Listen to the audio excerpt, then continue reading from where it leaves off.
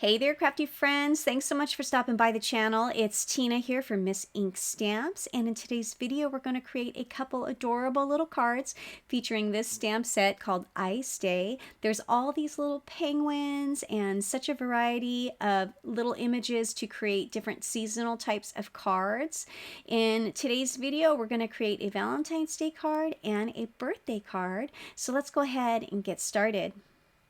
The first thing we're going to do is stamp our images. Now, I really love to stamp and emboss my images. Even though I use Copic markers, I just carefully color the images so that my Copic markers stay clear from the lines. And I love the way that they turn out. So I'm going to go ahead and arrange all the images on my paper. I'm going to prep it using my anti-static powder tool. Using some VersaFine black ink, I'm going to stamp up these images nice and inky and get them on my paper. I'm going to use some clear embossing powder, and I'm going to give good coverage because I don't want any of that ink to be exposed on the images. So getting nice coverage, I'm going to heat up my heat tool nice and hot, and then I'm going to melt those images. I love the dimension and the texture that this adds to my cards, and I think that it turns out so cute.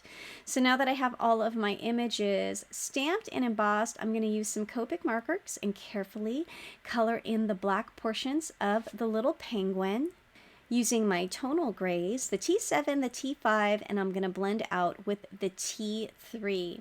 I do 2 different coats of coloring. I really feel like that gives my images nice blends, and going from darks to light, you really see that happen with the second coat of color.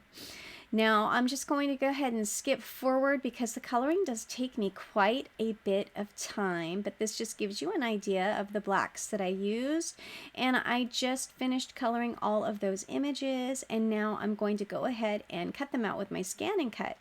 So this is very helpful when I don't have a lot of time, and it cuts out all those images that can be challenging to fussy cut.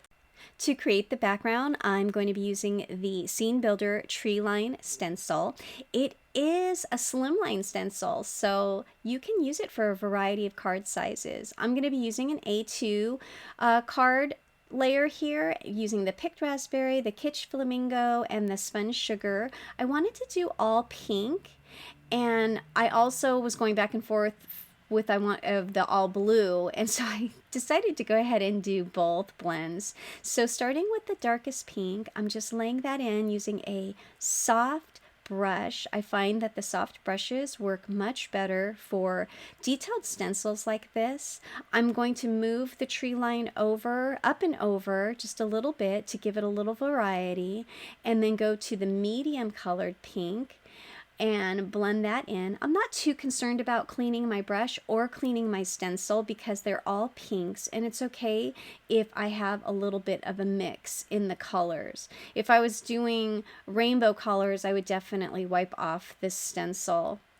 So now I'm moving it up and over again. I'm going to grab the lightest Distress Ink color and blend it in over the top. I just love the way that this looked. This stencil is definitely one of my new favorites. Look at how pretty that is.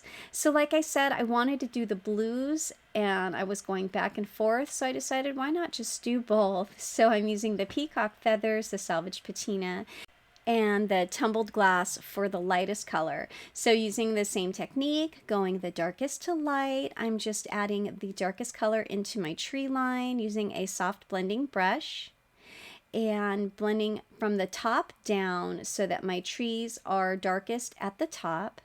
Once I get that first coat of color, I'll move my stencil up and over just a bit for variety.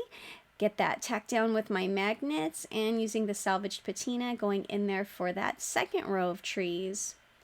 I can't decide which blend is my favorite because I do love the aqua blues, the turquoise aqua type of blues, but I do love pinks as well.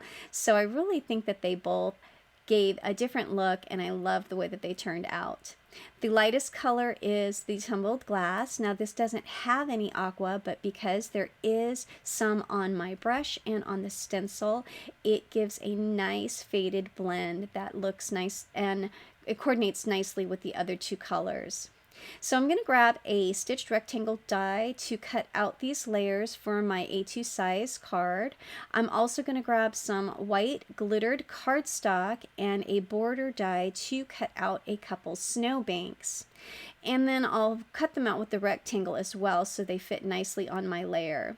Now I went ahead and colored 2 snowbanks. Since I have so many penguins to layer on here, I figured that was going to be the easiest way to get them on there. So just using some liquid glue, I'm going to go ahead and glue those 2 layers together and then add them to my card layer. When you're working with the rectangles, it's easy to line them up because you're going right up to the cornered edge. I just like to use my stamp block to lay that over on top as it dries so that it does dry flat. Doing the same with my second card. They're pretty much going to be the same. I have the top folding A2 size card bases, and I'm going to go ahead and glue these layers onto the front of my card. This die is just slightly under an A2 size, so you're going to have a real thin white border going around the edge. I do smooth it out with my bone folder so that it does dry flat and you don't get any glue lines in the back of your layers. Now that my 2 card layers are ready, I'm thinking about what sentiments I'm going to use. I went to the Everyday Sentiments stamp set for such a variety of words that you can use for your card. I chose 2 sentiments, one for a Valentine's theme and one for a birthday theme. I'm going to go ahead and use my anti-static powder tool so that none of the embossing powder sticks to my paper, and I'm also going to tap the stamps with the palm of my hand before I add the Versamark ink. When it's a new stamp, I don't like how sticky they are, so doing that really helps. I'm going to use this white embossing powder. This is my new favorite white embossing powder by Ink on 3, and melt those sentiments. Now look at how nicely those stamped and embossed. Using a banner die, I went ahead and cut out the sentiments, and then now I'm going to pop them up using some double-sided adhesive foam tape. Using this foam tape is a great way to add some dimension to your cards, and it doesn't make it too thick for sending in the mail. So just carefully, I'm going to cut out some of these little squares to fit behind all of the images, as well as the little sentiment banners. And once I have all that done, I'll go ahead and pull off all of the backing paper on that foam tape.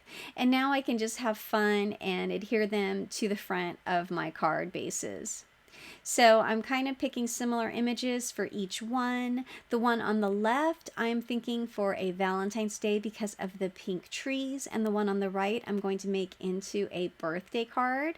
So I think it's so cute to have that little penguin holding the little fishy and have the one sitting down next to it being all excited about receiving the presents, and then just adding the little fish there to the front of the present because it's his little birthday. So how cute are these?